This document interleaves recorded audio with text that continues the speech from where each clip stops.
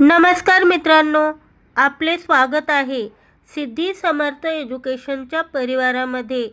आज आपण पाहणार आहोत 9 ऑगस्ट जागतिक आदिवासी दिनानिमित्त अतिशय सोपे आणि सुंदर मराठी भाषण।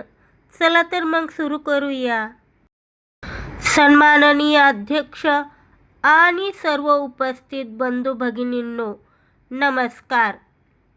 आज 9 ऑगस्ट रोजी आपण विश्व आदिवासी दिन साजरा करत आहोत। आदिवासी समाज हा निसर्गाचा सर्वात पहिला आणि खरा रक्षक आहे। ते जल, जंगल आणि जमिनीचे रक्षण मनोभावे करतात। क्रांतीसूर्य बिरसा मुंडा यांच्यासारख्या वीरांनी स्वातंत्र्यासाठी लढा दिला।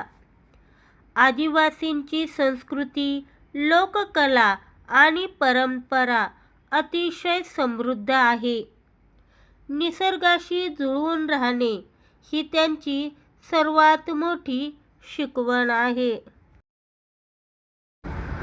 आदिवासी समाजाला शिक्षणाच्या मुख्य प्रवाहात आणणे गरजेचे आहे।